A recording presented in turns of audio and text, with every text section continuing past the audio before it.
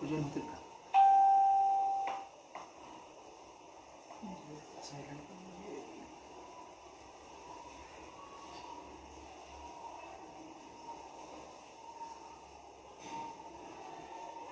अजून तर मला इथं नोटिफिकेशन नाही आले.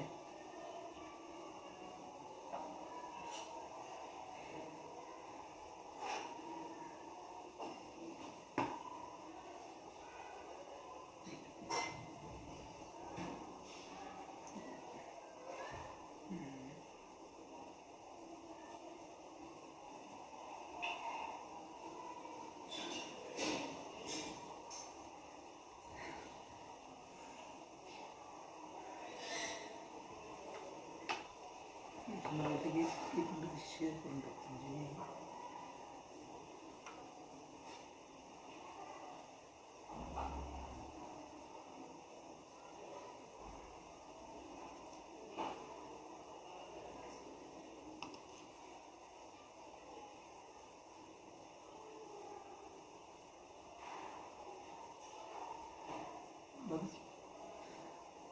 सुरू झाला असेल तर कमेंट करा. माझा आवाज येतोय का मला सांगा प्लीज.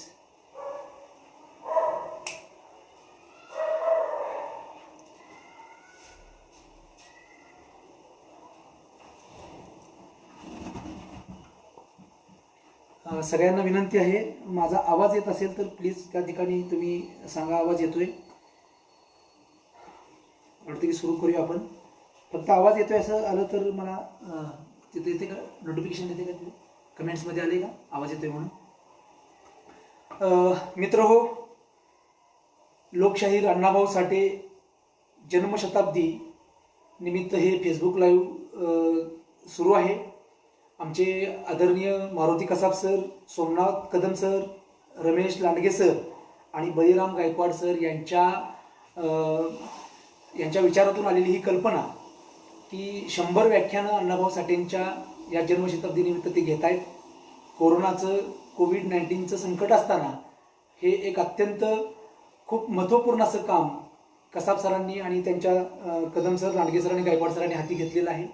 हे माझ्यासाठी खूप महत्त्वाचं वाटतं आणि या 100 व्याख्यानांच्या माध्यमातून अण्णाभाऊ साठेंना उलगडण्याचा आणि अण्णाभाऊ साठे या महाराष्ट्रातल्या जनतेच्या समोर पुन्हा नव्यानं ठेवण्याचा हा प्रयत्न तर मला असं वाटतं की खूप महत्त्वाचा प्रयत्न आहे आणि त्या प्रयत्नाला मी पहिल्यांदा सलाम करतो, दोस्ती जिंदाबाद करतो, क्रांती जिंदाबाद करतो.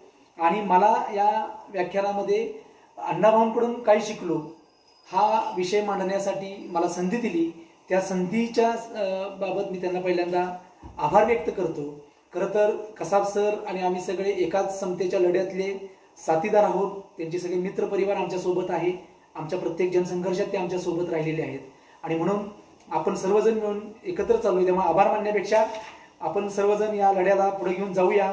अण्णाभाऊंची जन्मशताब्दी आपण प्रबोधनाच्या माध्यमातून नव्या पद्धतीनं साजरी करूया आणि अशी या ठिकाणी मी एक सुरुवातीला जी काही प्रस्तावना करतो आणि माझ्या विषयाला मी सुरुवात करतो.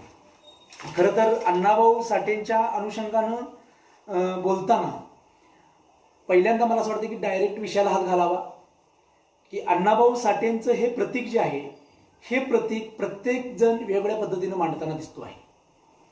काही लोकांनी अण्णाभाऊ साठे हे कम्युनिस्ट आहेत या पद्धतीची मांडणी केलेली आहे. काही लोकांनी अण्णाभाऊ साठे हे आंबेडकरवादी आहेत या पद्धतीने मांडणी केलेली आहे.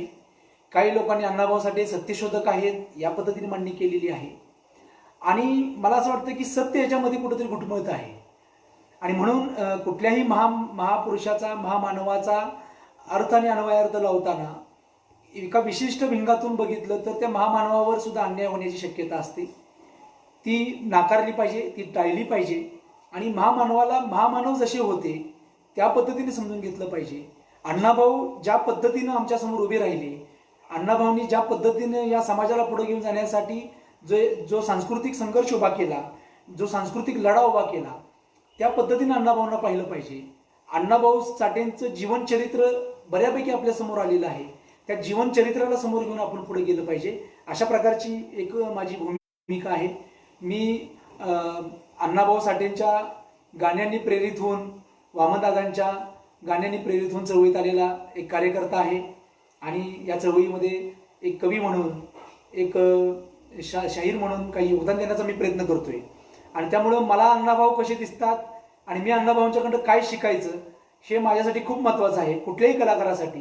कारण महाराष्ट्रात जो कोणी आपल्या नावासमोर शाहीर लावत असेल त्या माणसानं वाटेगावमध्ये जाऊन अण्णाभाऊ साठेंच्या चरणस्पर्शानं जी भूमी क्रांतिमय झालेली आहे त्या क्रांतिमय भूमीला जाऊन वंदन केलं पाहिजे आणि मगच शाहिरीला सुरुवात केली पाहिजे. इतकं मोठं नाव म्हणजे लोकशाहीर अण्णाभाऊ साठे आहे. अण्णाभाऊ साठे हे नाव फक्त तोंडामध्ये घ्यायचं आणि चालायचं अशातला भाग नाही. उचलली जीवानी लावली टाळ्याला या पद्धतीनं महामानवांचं नाव घेता येत नाही. महामानवांचं नाव घेतल्यानंतर त्या महामानवांच्या विचारांशी बांधिलकी ठेवावी लागते. त्या महामानवांच्या तत्वांना जीवन व्यवहारामध्ये आणण्याचा प्रयत्न करावा लागतो.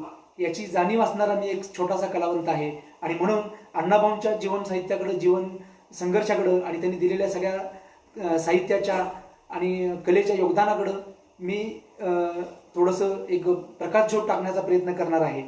मला असं वाटतं की अण्णाभाऊ साठेंच्या साहित्याचा जर गाभा काय आहे तर मला असं वाटतं की अण्णाभाऊ साठेंचं पूर्ण साहित्य हे संघर्ष या एका शब्दामध्ये आपण आणू शकतो. संघर्ष हा अण्णाभाऊ साठेंच्या साहित्याचा गाभा आहे.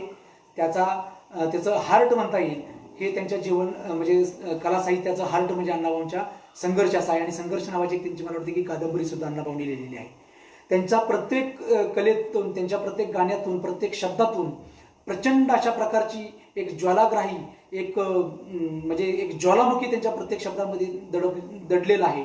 त्यांच्या प्रत्येक शब्दामध्ये मानवाच्या बाबतीमधली प्रचंड करुणा दडलेली आहे. त्यांच्या प्रत्येक शब्दामध्ये, प्रत्येक साहित्यामध्ये, प्रत्येक लेखनामध्ये मानवतेच्या उन्नतीचं एक प्रचंड मोठं स्वप्न दडलेलं आहे. आणि अशा प्रकारचा हा एक अवलिया कलावंत या जगाच्या पाठीवर होऊन गेलेला आहे. याच्यावर खरं तर विश्वास ठेवणं सुद्धा कठीण होईल, इतका हा मोठा कलावंत आहे असं मला वाटतं. मला तर या ठिकाणी खरं तर सांगायला म्हणजे सांगितलं पाहिजे मी की अण्णाभाऊ साठेंचं खऱ्या अर्थानं आकलन अजूनही आम्ही नीटपणे केलेलं नाही.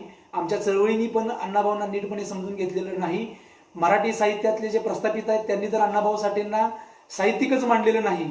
म्हणजे सुहासिनी देशपांडे का कुसुमावती देशपांडे यांनी मराठी साहित्याचं, मराठी कादंबरीचं शतक नावाचा एक ग्रंथ लिहिला आणि त्या ग्रंथामध्ये मराठीतल्या कादंबरीकारांची नोंद केली आणि त्या कादंबरीकारांच्या नोंदीमध्ये सोयीने अण्णाभाऊ साठेंना मात्र वगळण्यात आलं.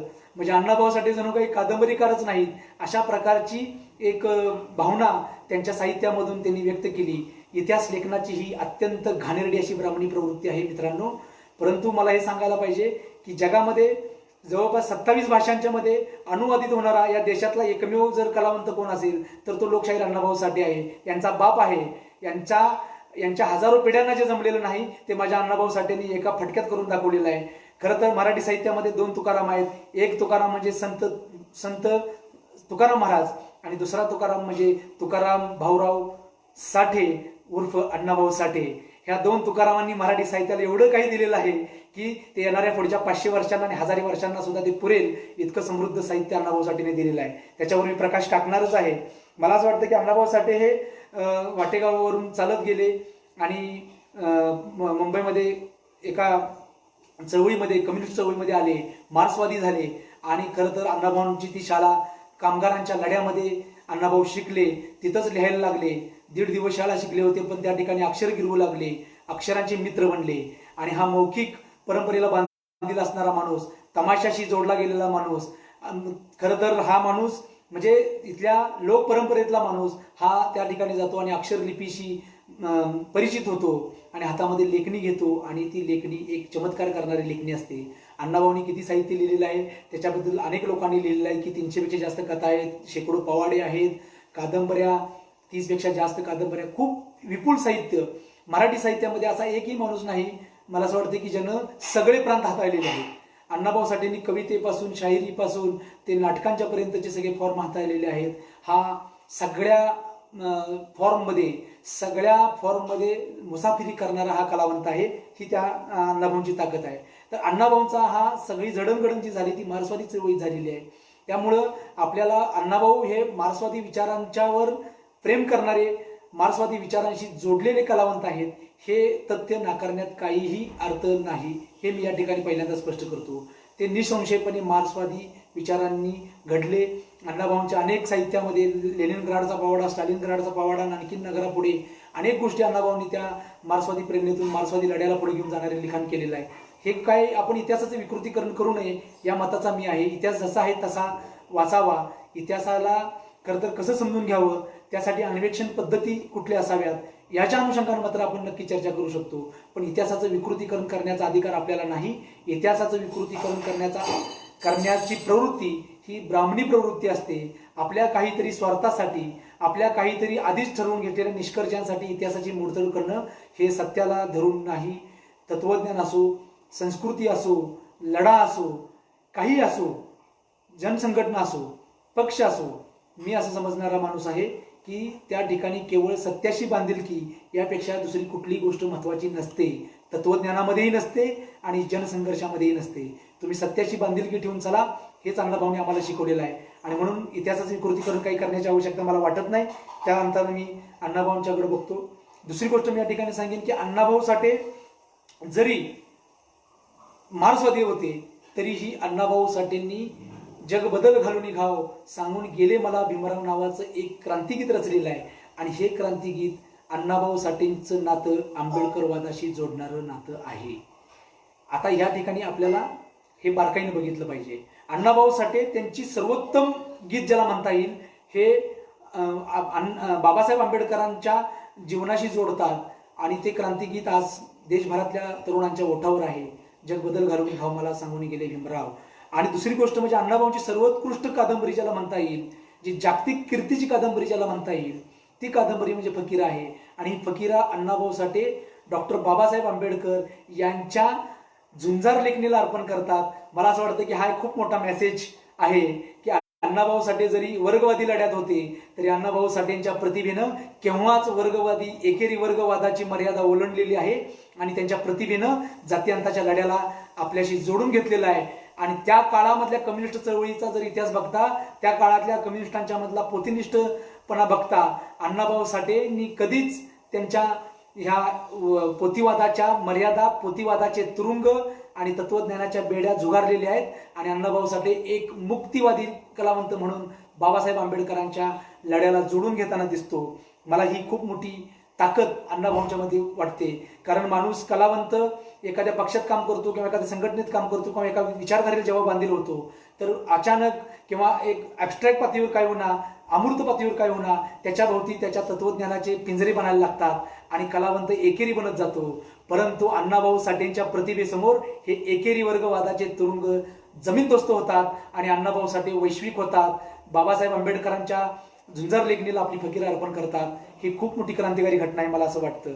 ह्याच्या पुढे अण्णाभाऊ साठे जातात आणि अण्णाभाऊ साठे बाबासाहेबांनी 14 ऑक्टोबर 1956 रोजी बौद्ध धम्माची दीक्षा घेतल्यानंतर अण्णाभाऊ साठे त्यांची युगांतरमध्ये मला असं वाटतं की तारीख 58 सालची असेल. मी इथं लिहून ठेवलेली आहे तारीख, ती सांगितली पाहिजे कारण ऐतिहासिक तथ्य आहेत. 1958च्या दिवाळी अंकामध्ये युगांतरच्या बुद्धाची शपथ नावाची कथा लिहितात. आणि त्या कथेमध्ये अण्णाभाऊ साठेंच्या कथेचा शेवट बुद्धम शरणम गच्छामी या बुद्धा या वचनानं होतो. मला असं वाटतं की अण्णाभाऊंची प्रतिभा मार्क्स पासून बुद्धापर्यंत विस्तारत जाणारी आहे आणि मार्क्स पासून बुद्धाकडे तोंड करणारी ही लेखणी आहे. याच्यामध्ये एक खूप मोठा सांस्कृतिक क्रांतीचा गर्भाशय दडलेला आहे. तो प्रसवू नये असं काही लोकांना वाटत असेल तर त्यांची ही मनीषा कधीही पूर्ण होणार नाही. अण्णाभाऊ साठेंनी बुद्धम शरणम गच्छामी म्हणलेलं आहे, याचा अर्थ आम्ही समजून घेतला पाहिजे. त्याच्या पुढे मी जाईन. त्याच्या पुढे जाऊन मी तुम्हाला सांगेन की बाबासाहेबांच्या महापरिनिर्वाणानंतर 56 साली बाबासाहेब गेले. त्याच्यानंतर अण्णाभाऊ साठेंनी सोन्याचा मणी नावाची एक कथा लिहिलेली आहे. आणि त्या कथेमध्ये बना महारीन जी आहे ती बना महारीन सातारकडची आहे आणि ती मुंबईमध्ये एका झोपडपट्टीत राहायला जाते. तिला कोणी जवळचं नसतं आणि तिला वाटतं की आता आपल्या आयुष्याचा उतार काळ चालू झालेला आहे आणि या उतार काळामध्ये मी आता मरून जाईल. पण मरून जाताना आपल्याला आपल्या तोंडामध्ये कोणीतरी सोन्याचा मणी ठेवला पाहिजे, म्हणून तो एक सोन्याचा मणी ती कायम तिच्या लुगड्याला बांधून ठेवत असते. अण्णाभाऊ सांगतात की ती सोन्याचा मणी लुगड्यात कायम बांधून ठेवत असते. आणि त्याच ह्याच्यामध्ये तिचं नित्य हे चाललेलं असतं. अशा पद्धतीनं रोजच्या रोज ते लुगड्यात सोन्याचा मणी बांधायचा. पण एके दिवशी बाबासाहेब जातात आणि त्याच्यानंतर मग इलेक्शन येतं आणि त्यानंतर आंबेडकरी चळवळीचे कार्यकर्ते त्या झोपडपट्टीमध्ये येतात आणि ज्यावेळेला आंबेडकरी चळवळीचा प्रचार करू लागतात, पक्षाचा प्रचार करू लागतात, त्यावेळेला ते तिच्यापर्यंत येतात आणि त्यावेळेला ते मदत ज्यावेळेला मागतात त्यावेळेला ती बनामारी विचार करते की ज्या बाबासाहेब आंबेडकरांनी आम्हाला माणसामध्ये आणलं, ज्या बाबासाहेब आंबेडकरांनी आमची पिढ्यानपिढ्यांची गुलामगिरी नष्ट केली, त्यांच्या विचारांचे काम करणारे आंबेडकरी चळवळीतले कार्यकर्ते माझ्याकडे आलेले आहेत. माझ्याकडे त्यांना देण्यासारखं काही नाहीये, पण मी मरताना माझ्या तोंडामध्ये मुखामध्ये सोन्याचा मणी ठेवून मरेन असं मला जे वाटत होतं, तर तो सोन्याचा मणी मी आंबेडकरी चळवळीला पुढे घेऊन जाण्यासाठी देते आणि ती आंबेडकरी चळवळीला पुढे घेऊन जाण्यासाठी सोन्याचा मणी त्या आंबेडकरी कार्यकर्त्यांना देते. ह्याच्यामध्ये खूप मोठा सायलेंट मेसेज अण्णाभाऊ साठेने दिलेला आहे. मला असं वाटतं की आंबेडकरी चळवळीशी इतक्या ताकदीनं अण्णाभाऊ साठे जोडून घेतात. त्याच्या पुढे मी तुम्हाला सांगतो की अण्णाभाऊ साठे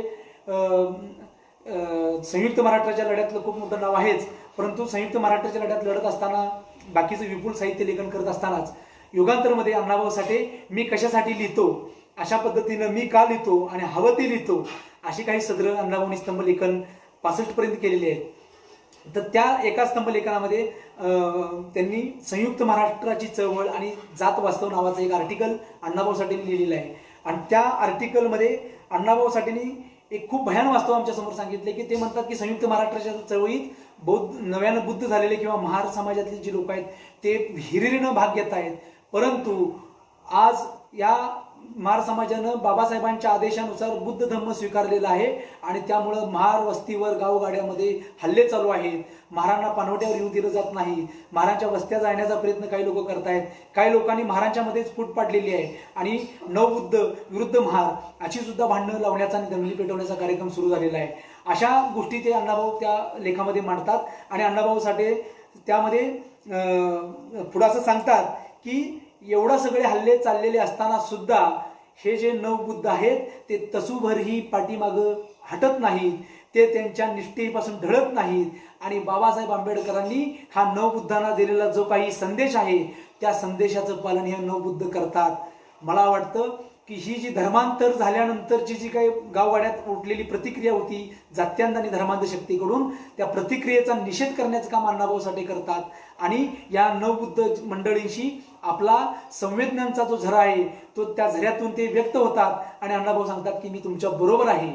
हा खूप मोठा धागा अण्णाभाऊ आणि अण्णाभाऊंना आंबेडकरवादाशी जोडणारा आहे असं मला वाटतं. त्याच्या पुढे मला आणखीन जाऊन सांगावं वाटतं की सापळा नावाची जी कथा आहे त्या कथामध्ये महार आणि सवर्णांचा संघर्ष आहे आणि तो संघर्ष खूप मोठा संघर्ष आहे.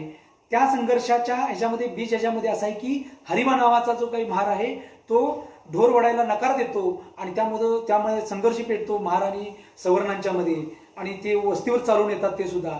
पण त्यावेळेला हरिबा नावाचा महार जो आहे तो ढोर वडायची जी काही कावडणी आहे ती कावडणी जाळून टाकतो.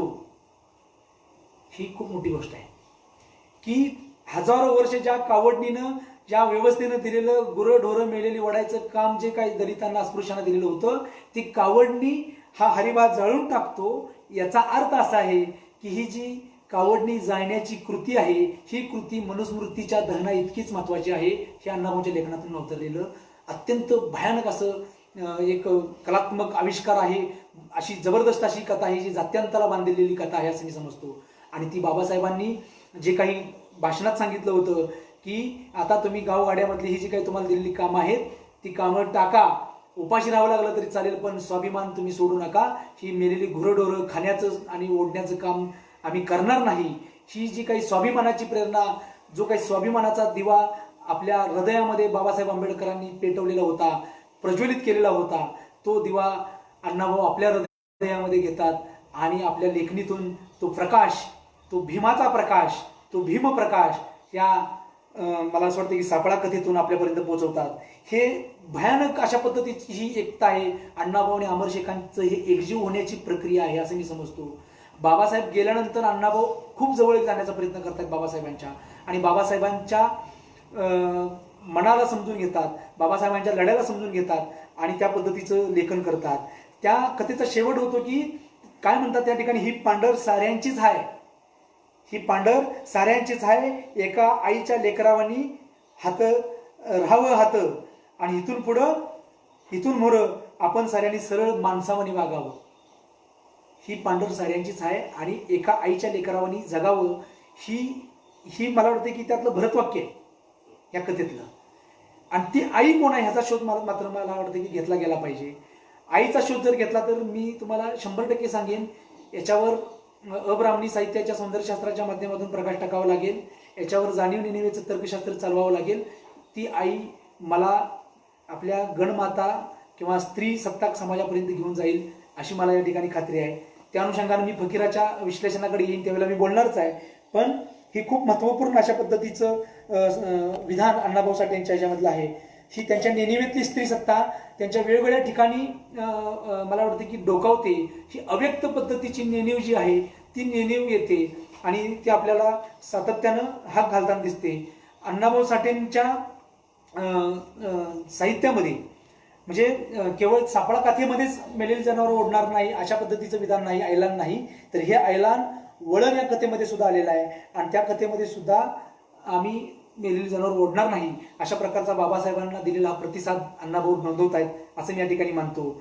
चंदन नावाच्या कथेमध्ये विधवा विवाहाला त्या ठिकाणी अण्णाभाऊ पुढे घेऊन जातात. किंवा सावळा मांग आणि लाडी या ज्या काही त्यांच्या कथा आहेत त्याच्यामध्ये सुद्धा हुंडाविरोधी भूमिका अण्णाभाऊंची आहे. बरबाद्या कांजारीमध्ये पुनर्विवाहाची भूमिका आहे आणि जात पंचायत जे विनाकारण दंडित करण्याचा प्रयत्न करते त्यावेळेला तो बरबाद्या त्या ठिकाणी जात पंचायतीच्या विरोधामध्ये विद्रोह करतो. हे जाती अंताचं साहित्य आहे असं मला या ठिकाणी सांगितलं पाहिजे. आणि चिखलातील कमळमध्ये अण्णाभाऊंनी वाघ्या मुरीच्या प्रतिविरोधात बंड पुकारलेला आहे. माकडीचा माळ तर खूपच म्हणजे मला असं वाटतं की त्याच्यावर एखाद्या हॉलिवूडचा एखादा स्पिलबर्ग जर या ते महाराष्ट्रात देशात जन्माला आला तर माकडीच्या माळावर एक महासिनेमा बनवेल असं मला वाटतं. त्याच्यामध्ये यंका नावाचा जो काही यंकू नावाचा माकडवाला जो आहे तो भटका आहे आणि तो स्वतःच्या पोटा पाण्यासाठी माकडाला गंग्या नावाचं माकड पोसतो आणि ते गंग्या नावाचं माकड खेळ करून त्या यंक्याचं पोट भरत असतं. यंकू माकडवाल्याला दुर्गा नावाची खूप सुंदर अशी मुलगी असते आणि ही मुलगी इतकी सुंदर आहे की तिच्यावर अनेक लोकांचा डोळा असतो आणि भटक्यांच्या अंतर्गत सुद्धा जे काही राजकारण असतं गटबाजी असते त्यातून त्या शेवटी यंकू माकडवाल्याचा खून होतो आणि यंकू माकडवाल्याचा खून झाल्यानंतर मात्र त्याच्या समाधीवर हा गंग्या नावाचा माकड डोकं आपटून आपटून आपला प्राण सोडतो. मला हे बोलताना सुद्धा माझ्या अंगावर काटे येत आहेत मित्रांनो की माणूस मेल्यानंतर जाती व्यवस्थेतला शोषित पीडित घटक असणारा वंचित असणारा एक यंकू माकडवाला हा ज्यावेळेला मरतो त्यावेळेला एक जनावर माकड हे जनावर आहे एक प्राणी त्या ठिकाणी डोकं आपटून आपटून प्राण सोडतो. संवेदनाच्या किती प्रमोच्च हिमालयावर हा सगळा खेळ चाललेला आहे, हा कला आविष्कार चाललेला आहे, तुम्ही समजून घेतलं पाहिजे सगळ्यांनी. मित्रांनो या देशामध्ये आपल्या जाती उतरंडीत अस्पृश्य जाती जन्माला आलेले आहेत म्हणून आया बहिणींची नग्नदिंड काढणारी लोक आहेत जे स्वतःला माणूस म्हणवतात.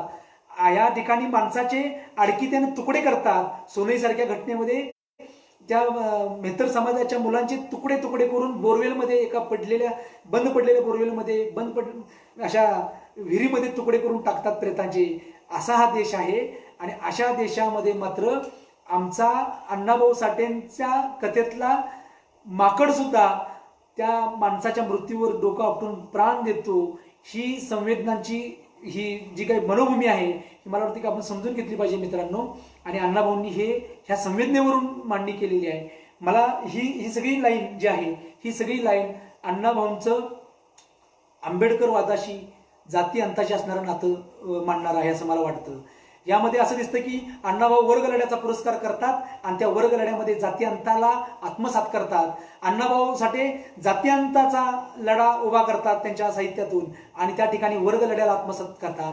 आणि अण्णाभाऊ साठे स्त्री मुक्तीचा लढा उभा करतात त्यांच्या कलेतून त्यांच्या साहित्यातून कथा कादंबऱ्यातून आणि त्या स्त्री मुक्तीच्या लढ्यामध्ये वर्ग अंत आणि जाती अंत आत्मसात करतात. मला असं वाटतं की या प्रतिभेचा साहित्यिक महाराष्ट्रात आणि देशामध्ये मला असं म्हणजे हुडकावं लागेल. इतक्या मोठ्या लेवलवरचं मी हे विधान करतोय की अण्णाभाऊंच्याकडेच आम्हाला हे शिकायला मिळेल. अण्णाभाऊंकडून काय शिकलो तर अण्णाभाऊंकडून मला वाटते की हे सूत्र शिकलो की जाती अंताच्या लढ्यात वर्ग लढ्याला आत्मसात करा आणि वर्ग लढ्यामध्ये जाती अंताला या ठिकाणी मी ही एक गोष्ट नोंद करतो. दुसरी गोष्ट आता मला मात्र जरा पुढे घेऊन जायचं आहे की अण्णाभाऊ साठेंच्या प्रतिमेवर म्हणून वाद करण्याची गरज नाही. अण्णाभाऊ साठे हा असा व्यापक आणि विशाल असा विषय आहे ज्याला एका तत्वज्ञानामध्ये आणि इझममध्ये तोंडाला जाल त्यावेळेला अण्णाभाऊ साठे त्या इझमचे सगळे तुरुंग उद्ध्वस्त करत पुन्हा नव्यानं उभा राहत राहील, एवढं मात्र मी या ठिकाणी विधान करतो. ही खूप महत्वाची गोष्ट आहे की अण्णाभाऊ साठे या पद्धतीनं फकीराचा अर्पण पत्रिका लिहिणं, बुद्धाची शपथ लिहिणं, जग बदल घालून गाव म्हणणं, या प्रकारचं साहित्य निर्माण करतात. सोन्याचा मणी नावाची कथा लिहितात, सापळा लिहितात. आणि हे सगळं घडत असताना संयुक्त महाराष्ट्राचा लढा होतो आणि त्या संयुक्त महाराष्ट्राच्या लढ्यामध्ये दादासाहेब गायकवाड आणि क्रांतिसिंह नाना पाटील खांद्याला खांदा लावून येतात. कसेल त्याची जमीन नसेल त्याचा काय, असा लढा दादासाहेब गायकवाड पुकारतात. हा भूमिक्रांतीचा लढा उभा राहतो. अण्णाभाऊ साठेंच्या या कला साहित्याच्या लढ्यानंतर हा लढा येणं हे काही योगायोग नाही आहे. याच्यामध्ये एक सूत्र आहे. या कसेल त्याची जमीन नसेल त्याचं काय या लढ्याला दादासाहेब गायकवाड नेतृत्व करतात, क्रांतिसिंह नाना पाटील नेतृत्वात येतात. ही शेतकरी जातीतून आलेले क्रांतिसिंह नाना पाटील आणि दलित जातीतून आलेले दादासाहेब गायकवाड यांच्या मैत्रीचा हा मित्रभाव आपल्याला तिथं दिसतो. हा एक जात्यंतक लोकशाही क्रांतीचा लढा उभा ठाकतो. ह्या लढा उभा टाकण्याच्या पूर्वी माझे अण्णाभाऊ साठे कला साहित्यातून मशागत करतात. दादासाहेब गायकवाडांचा जय भीम आणि क्रांतिसिंह नाना पाटलांचा लाल सलाम एकत्र येतो. हा लढा होतो. या लढ्यानंतर डॉक्टर रावसाहेब कसबे आंबेडकर आणि मार्क्स लिहायला घेतात आणि कॉम्रेड शरद पाटील मार्क्सवाद फुले आंबेडकर वादाचं संस्करण करतात आणि जय भीम आणि लाल सलाम ही घोषणा या महाराष्ट्रात येऊ लागते. कन्हैया कुमार सारखा एक क्रांतिकारी युवा ही देशभर ही घोषणा करू लागतो. अनेक लोक जय भीम लाल सलाम बोलू लागतात.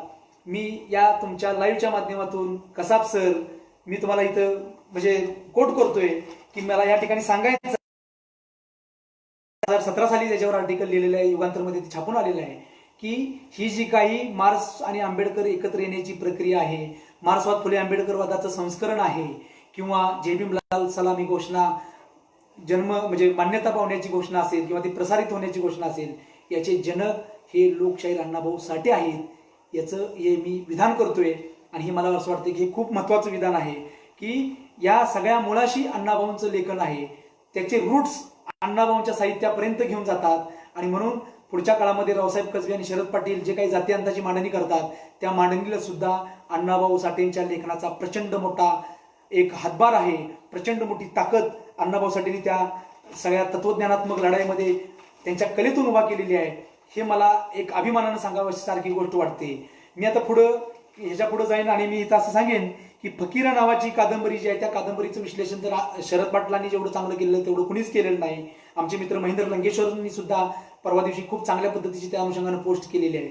मी 2013 साली माझं जात्यंतक लोकशाही क्रांतीचा आत्मान नावाची कथा वैचारिक पुस्तक लिहिलेलं आहे. आमच्या भूमिकेचं पुस्तक ते आहे. त्या पुस्तकामध्ये मी याच्यावर थोडंसं भाष्य करण्याचा प्रयत्न केलेला होता आणि त्यामध्ये असं दिसतं की मथाजी चौगुले नावाचा जो काही त्यातला वतनदार किंवा एक फ्युडल जो आहे सामंतवादी सरंजामी जो व्यक्तिमत्व त्यातलं फकीरामधलं जे व्यक्तिमत्व आहे पात्र आहे तो मथाजी चौगुले हा एका महारणीवर अत्याचार करतो तर शेतकरी जातीतला सत्तू त्याच्या खांडोळ्या करतो आणि तिथून फरार होतो आणि मग जंगलामधून त्याचं काम चालू करतो त्या भागामधून. पण त्यानंतर त्यानंतर फकीरा उभा राहतो. फकीरा तर पूर्णपणे अस्पृश्य जातीतून आलेला महानायक आहे जो त्या लोकशाही क्रांतीची भूक त्याच्या प्रत्येक कृतीतून तिथे व्यक्त होते की ज्यावेळेला दुष्काळ पडतो अन्नधान्य नाही तर तो जाऊन गोदाम फोडतो आणि ते गोदाम आणून गोदामातलं धान्य आणून त्या ठिकाणी तो सांगतो की तुमचं धान्य जे वाटायचं आहे एकही धान्य वाया जाता कामा नये. फार तर तुम्ही पळीनं किंवा डावानं सुद्धा ते धान्य वाटायला लागलं तर वाटा पण एकही धान्य वाया जाता कामा नये.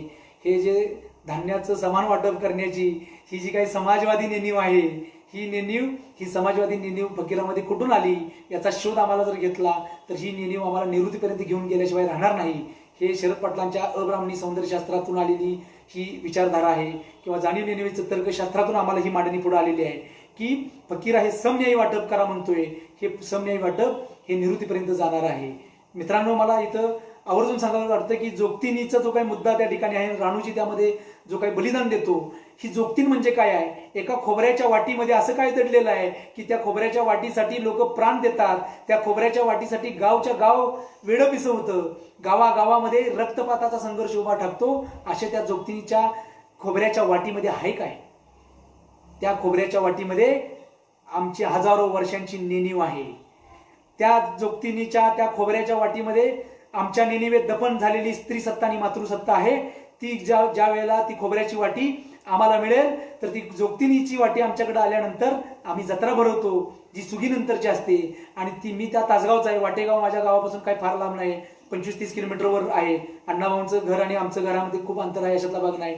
आम्ही कला संगीनीच्या माध्यमातून गेली 4 वर्ष सातत्यानं आम्ही वाटेगावला जात आहोत. आणि वाटेगावमध्ये जाऊन 31 जुलैला एक दिवस आधी, अण्णाभाऊ साठे यांच्या जन्मदिवसाच्या एक दिवस आधी 51 शाहिरांची मानवंदना अण्णाभाऊंना हा कार्यक्रम आम्ही राबवत आहोत.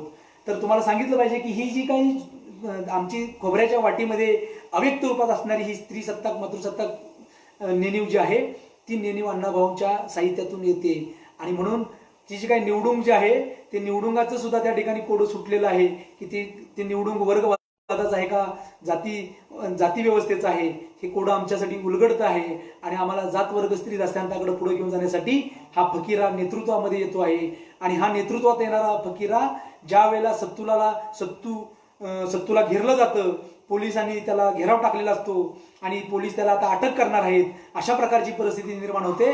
त्यावेळेला फकीराला तो संदेश पाठवतो की फकीरा, अरे मी संकटात आहे, मला घेरलेला आहे आणि मी कुठल्याही क्षणी अटक होऊ शकतो. त्यावेळेला फकीरा त्याचे सगळे मित्र, त्याची सगळी फौज गोळा करतो आणि जीवाच्या आकांतानं फकीरा तिकडे धाव घेतो. आणि मला सांगायचं आहे की शेतकरी जातीतला सत्तू सोडवण्यासाठी मरणांतिक लढा करून सत्तूला यशस्वीरित्या माझा फकीरा सोडवतो. ही लोकशाही क्रांतीतली सोडवणूक आहे, लक्षात घ्या. सत्तूची सोडवणूक ही भारतीय जात्यंतक लोकशाही क्रांतीची सोडवणूक आहे.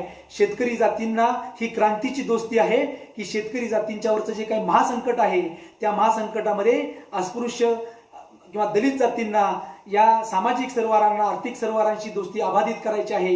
ही मित्रशक्ती आहे. आणि ही मित्रशक्ती ज्यावेळेला एकत्र येईल त्यावेळेला सत्तूची सोडवणूक होईल, जमिनीची वाटपाची लढाई होईल आणि त्यामध्ये एकही धान्य फुका जाणार नाही, अशा प्रकारचं. आणि ही समाजवादी नेणीव निवृत्तीपासून प्रेरित असेल, ती बुद्धापासून प्रेरित असेल, ती बाबासाहेबांच्या जात्यांतक संघर्षातून प्रेरित असेल, ती फुल्यांच्या संघर्षापासून प्रेरित असेल, अशा प्रकारचं नाट्य त्या सगळ्या ह्याच्यामध्ये दडलेलं आहे. मी तुम्हाला इथं सांगेन, कारण खूप मातंग समाजातीलच नव्हे तर सगळ्या आंबेडकरी चळवळीतले सुद्धा खूप मान्यवर लोक हे लाईव्ह बघतायत. ह्या अण्णाभाऊ साठेंच्यावर पहिली PhD मला ज्यांनी चळवळीत आणलं डॉक्टर बाबुराव गुरुवांनी केलेली आहे. आणि बाबुराव गुरुवांनी अण्णाभाऊ गेल्यानंतर 3 वर्षानंतर लगेच PhD साठी अप्लाय केलं. 10 वर्ष त्यांना त्या ठिकाणी त्यांची PhD होऊ नये अशा प्रकारचा डाव ब्राह्मणवाद्यांनी केला. पण बाबुराव गुरु त्यांना पुरून उरले आणि त्यांनी PhD केली. परंतु बाबुराव गुरुवांनी जी PhD केलेली आहे ती PhD ही ना मार्क्सवादी सिद्धांतावर उभी आहे ना फुलेवादावर उभी आहे. ही त्यांची PhD जो पाश्चात्य समाजशास्त्रज्ञ आहेत त्याच्या सिद्धांतावर उभी आहे. अण्णाभाऊंचं संपूर्ण विश्लेषण बाबुराव गुरुवांनी हे व्यक्ती, वंश आणि युग या त्रिमितीमध्ये सोडवण्याचा प्रयत्न केलेला आहे. आणि म्हणून अण्णाभाऊ त्यांनी इतक्या चांगल्या पद्धतीने आमच्यासमोर आणलेला आहे. हा त्यांचा समाजशास्त्रीय सिद्धांत आपल्या चळवळीने दुर्लक्षित केलेला आहे, आपण तो थोडा लक्षात घेतला पाहिजे. आणि अण्णाभाऊंसाठी त्या पद्धतीने पुढे आणले गेले. आज पूर्णपणे अण्णाभाऊंची जी मांडणी होत आहे पुढच्या काळामध्ये ती त्यांच्या सिद्धांतापासून वेगळी नाही आहे, हे मला या ठिकाणी अधोरेखित करावं असं वाटतं. पण आता मला असं वाटतं की ज्ञान विज्ञानाचा विकास होतोय, ज्ञान शाखांचा विकास होतोय. आणि शरद पाटलांनी जे काही सौत्रांतिक मार्क्सवादाच्या माध्यमातून जाणीव नेणिवेचं जे काही तर्कशास्त्र विकसित केलेलं आहे, आता ही वेळ आहे की फकीरावर जाणीव नेणिवेच्या तर्कशास्त्राचं लेसर किरण टाकलं पाहिजे आणि त्याचं परत एक वेगळ्या प्रकारचं स्कॅनिंग केलं गेलं पाहिजे. त्यामध्ये जात्यांतक लोकशाही क्रांतीचा कार्यक्रम आम्हाला सापडू शकतो. त्यामध्ये अव्यक्त रूपात असणारी मातृसत्ता आम्हाला सापडू शकेल. त्यामध्ये स्वातंत्र्य, समता, बंधुता ही मूल्यत्रयी युरोपमधली फ्रेंचची नसून ती मूल्यत्रयी बुद्धाच्या आणि तांत्रिक श्रुतीपर्यंत घेऊन जाणारे असू शकेल. अशा पद्धतीचं हे नवा डिस्कोर्स ओपन होतोय, त्याच्याकडे आपण गेलं पाहिजे. अशा प्रकारची मी या ठिकाणी तुम्हाला सगळ्यांना विनंती करणार आहे.